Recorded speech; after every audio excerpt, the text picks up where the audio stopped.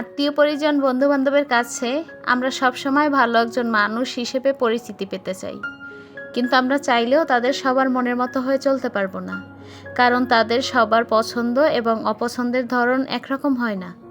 তাই তাদের সবার মনের মতো হয়ে চলাটাও সম্ভব না। আমরা অন্যকে দেখে ভালো কিছু শেখার চেষ্টা করতে পারি, কিন্তু কখনোই অন্যের কাছে ভালো হবার জন্য নিজের অস্তিত্বকে হারালে চলবে না। মনে রাখবেন, আপনি তখনই সবার পছন্দনীয় হয়ে উঠবেন যখন আপনি একজন সুন্দর মন মানসিকতা সম্পন্ন মানুষের পরিচয় দিতে পারবেন। হ্যালো এভরিওয়ান, আসসালামু আলাইকুম, welcome back to my another new blog. সবার কী অবস্থা, কেমন আছেন? আই হোপ সবাই ভালো আছেন, সুস্থ আছেন। গত একটি ভিডিওতে একটা আপু কমেন্ট করেছিল যে আপু, এই যে হাঁড়িটায় তুমি তাল মেখেছো, এই হাঁড়িটার প্রাইস কোথা থেকে নিয়েছো বা কত নিয়েছে প্রাইস, কোন মার্কেট থেকে নিয়েছো, একটু বৃত্তান্ত জানাতে। তো আপু, আমি যেহেতু ঢাকাতে থাকি, ঢাকা একটা শপিং মল থেকেই নিয়েছি। এই যে হাঁড়িটার একটা অংশ, একটা হাতল পড়ে গেছে আমার হাত থেকে পড়ে, আর বাকিগুলো কিন্তু দেখিয়ে দিচ্ছি। আমি এই পাতিলগুলোতে তেমন একটা রান্না করি না, খুব কমই রান্না করা হয়। মাঝে মাঝে ইন্ডাকশন ওভেনে রান্না করি, তাছাড়া রান্না করা হয় না। তো আপু বলছিল যে এটা রান্না করলে ফেটে যাবে কি না। ফেটে যায় না, কিন্তু এই যে আমি একবার রান্না বসিয়েছিলাম, আমার খালা ওটা পরিষ্কার করতে গিয়ে তার গুণা দিয়ে মেজে এরকম ভিতরটা নষ্ট করে ফেলেছে। তাছাড়া এটার বয়স হয়েছে কিন্তু অনেক। আমার বড় ছেলে যখন হয়েছে তখন আমি নিয়েছি, এটার বয়স কিন্তু 10 বছর রানিং চলে এখন। এত বছর ইউজ করার পরেও কিন্তু সমস্যা দেখা দেয়নি, কিন্তু আস্তে আস্তে এখন ধীরে ধীরে দেখা যাচ্ছে এই যে সাদা উপরের রঙটা, এটা একটু একটু করে সরে যাচ্ছে। তো এই যে সাইডের অংশটা, এগুলো কিন্তু ফেটে যাচ্ছে। এছাড়া তেমন কোনো সমস্যা আসলে দেখা দেয়নি, যতটুকু দেখছি যে এরকমই হচ্ছে। আসলে সব কিছুরই তো একটা দেখা যায় যে এক্সপায়ার ডেট থাকে, তো আমার মনে হয় ওটাই হয়েছে। আমি যখন নিয়েছিলাম তখন প্রাইসটা মোটামুটি কমের মধ্যেই ছিল। সেদিনকার আমি মার্কেটে দেখে একটু জিজ্ঞেস করেছিলাম। তবে এখানে কিন্তু 5টা মিলিয়ে একটা সেট থাকে। এর প্রাইস নিয়েছিল ওনারা 3500 টাকা। ওনারা 4000 প্লাস চেয়েছিল, আমি 3500 টাকায় নিতে পেরেছিলাম। তবে অনেক দিন আমি ইউজ করতে পেরেছি। এখন যদি এমনিতেও নষ্ট হয়ে যায় সেজন্য আমার কোনো আফসোস নেই। তো আজকে সকাল থেকে গ্যাসের অবস্থা তেমন একটা ভালো না। তো ভাবছি কি যে রান্না যেহেতু করতেই হবে, সেই গ্যাসের জন্য অপেক্ষা করতে করতে দুপুর গড়িয়ে যাবে। তার থেকে বরং আমি সকালবেলায় রান্নাটা ইন্ডাকশনে করে ফেলি। এখানে মিষ্টি কুমড়া রান্না বসিয়েছি। আজকে যখন ভিডিওতে ভয়েস দিচ্ছিলাম, আমার বিল্ডিংয়ের উপরে, হয়তোবা আমি 5তলাতে থাকি, তো 6তলায় কোনো কাজ হয়তোবা করছে, আমি ঠিক জানি না। ওখানে টুকটাক অনেক আওয়াজ আসছিল, মনে করছিলাম যে আজকে ভয়েস দিতেই পারবো না। তো কিছু করার নেই, একটা রুলসের মধ্যে যেহেতু ইউটিউবে চলতে হয় দিতে তো হবেই। তো রান্না করতে করতে দেখলাম মোটামুটি একটু গ্যাস এসেছে, আর মাছগুলো ওখানেই ফ্রাই করতে দিয়েছিলাম। তো এখন আবার এখানে নিয়ে এসেছি, আর মিষ্টি কুমড়াটা ওখানে চুলায় বসিয়ে রেখে এসেছি। দেখা যাবে আস্তে আস্তে করে হয়ে যাবে।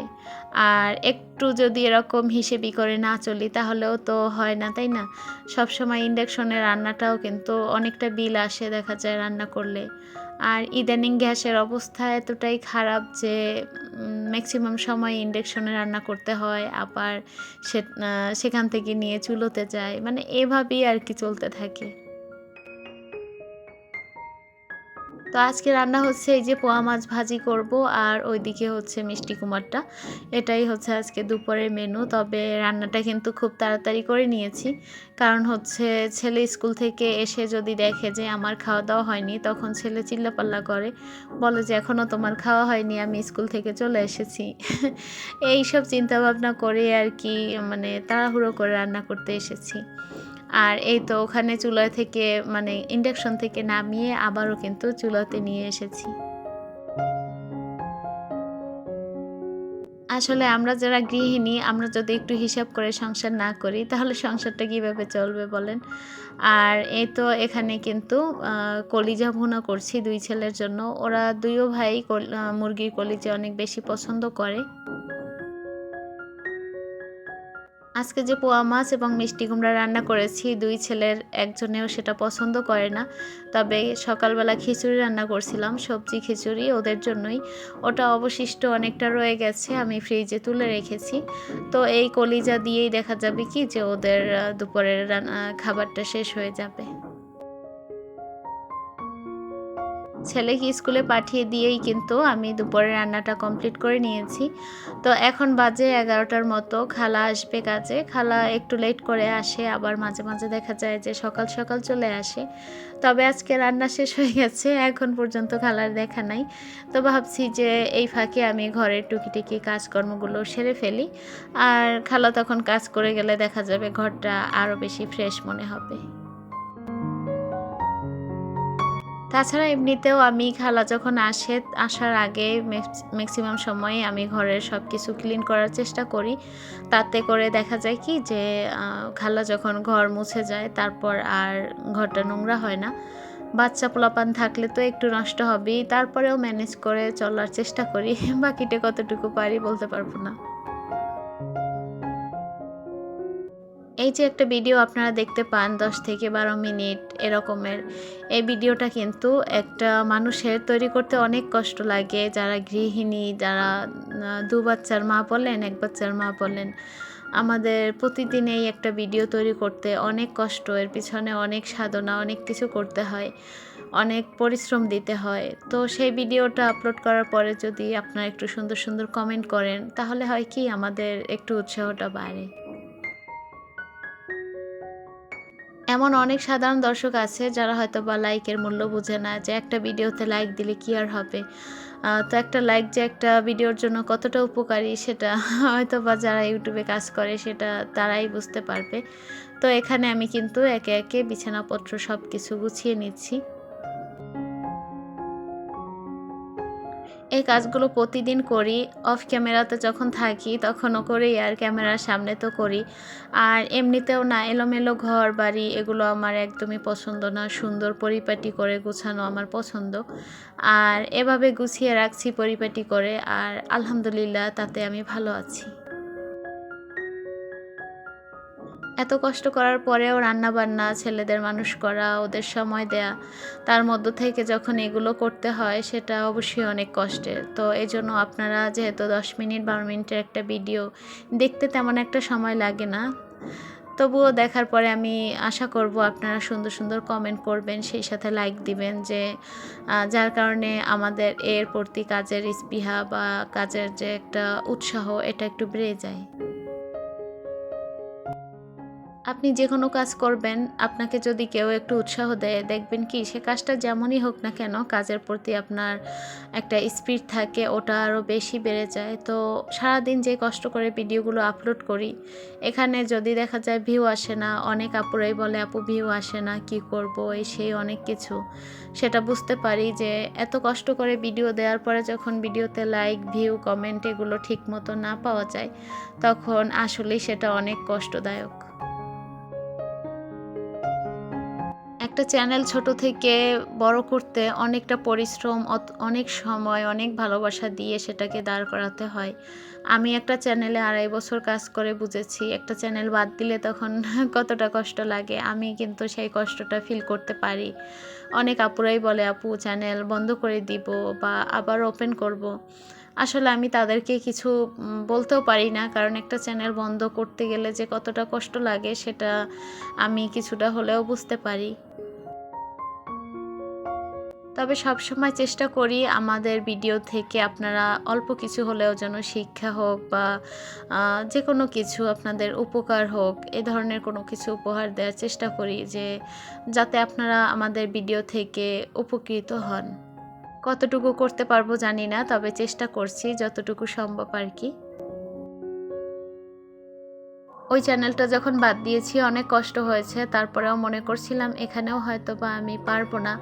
তবে বিসমিল্লাহ বলে শুরু করেছি, দেখি কতদূর এগোতে পারি। তবে আপনাদের ভালোবাসা ছাড়া কিন্তু কখনোই সেটা সম্ভব না।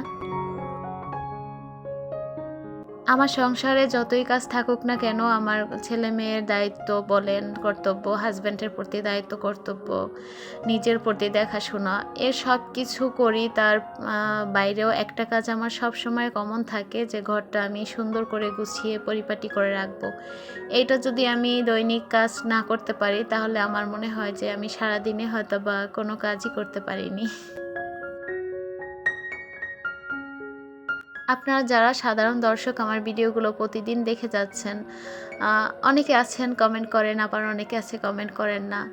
তবে আপনারা এই ভিডিওগুলো হয়তো বা দেখতে দেখতে বিরক্ত হয়ে যান, যে প্রতিদিন একই ঘরের কাজকর্ম কার ভালো লাগে। কিন্তু এর বাইরে কি করব বলেন, বাসার মধ্য থেকেই তো এগুলো করার চেষ্টা করি। আর বাহিরে যখন যাই তখন টুকটাক একটু ভিডিও করার চেষ্টা করি, তবে বাহিরে মানুষজনের মধ্যে ভিডিও করাটা একটু কেমন যেন লজ্জা করে। আর ভিডিও করতে গেলে দেখা যায় মানুষ তাকায়, সেজন্য ভিডিও করা হয় না। আমি জানি হয়তোবা আমার এই পর্যন্ত ভিডিওর সাথে অনেক আপু, ভাইয়া, আন্টি, আঙ্কেল আমার সাথেই আছেন। আমার ভিডিও আপনার যদি একটুও ভালো লাগে, প্লিজ আমার ভিডিওটা আপনার ফ্যামিলির কারোর সাথে শেয়ার করে দিবেন, লাইক দিবেন, কমেন্ট করবেন। আর যদি অতিরিক্ত বেশি ভালো লেগে যায় আমার ভিডিওটা দেখে, প্লিজ সাবস্ক্রাইব করে আমার পাশেই থাকবেন। আমার বাসাটা মেইন রোডের কাছাকাছি, যার কারণে প্রতিদিন আমার বাসার সব কিছু, ছোট থেকে বড় যা আছে না কেন, সব কিছুই পরিষ্কার করতে হয়। কারণ একটা দিন যদি আমি এগুলোতে হাত না লাগাই, তাহলে দেখা যাবে তার উপরে এত পরিমাণে ময়লার আবরণ, ধুলো ময়লা জমে যাবে, যে আমার 2-3 দিন পরে ওগুলো যখন আমি পরিষ্কার করতে যাব, তখন আমার অনেক বেশি কষ্ট হবে। একদিকে ভিডিও করছি, একদিকে ঘরের কাজকর্ম করছি, অন্যদিকে কিন্তু আপনাদের ভিডিওগুলো আমি অন্য ফোনে দেখার চেষ্টা করছি। এভাবে প্রতিদিন চলে আমার সময়। তারপরেও কষ্টের পরে যখন দেখি ভিডিওতে লাইক আসে না, 1000 ভিউ আসলে সেখানে 100-150-200 লাইক আসে, তাহলে আসলে কষ্টটা কোথায় রাখি বলেন? তাই কষ্ট করে আপনারা প্লিজ একটা লাইক দিয়ে দিবেন। আমি যখন ইউটিউবে কাজ শুরু করেছিলাম, আমার আশেপাশের আত্মীয়স্বজন বলেন, পাড়া প্রতিবেশী সবাই বলেছিল কি, যে কি দরকার আছে আপনার এগুলো করার, আপনার তো সব কিছুই আছে, তারপরেও এগুলো কেন করবেন? তবে আমি যখন তাদেরকে সব কিছু ব্যাখ্যা করে বুঝিয়েছি যে আসলে বসে থাকাটা আমার কাছে মনে হয় যে সেটা ভালো না। আমি একটা মানুষ, আমার কোনো কিছু করা দরকার। কোনো একটা সময় এসে নয়তোবা মনে হবে যে আমি মানুষটা দুনিয়াতে এসেছি, বেঁচে ছিলাম এত বছর, আমি নিজে কি করতে পেরেছি, কিছু করতে পারি বা না পারি, চেষ্টা করতে তো কোথাও সমস্যা নেই। আর এখানে আমি আপনাদের মাঝে এমন অনৈতিক কোনো ব্যাপার শেয়ার করছি না, যেটাতে আমার কোনো ধরনের নেগেটিভ কমেন্ট আসবে বা আমাকে নিয়ে কেউ নেগেটিভ কথাবার্তা বলবে।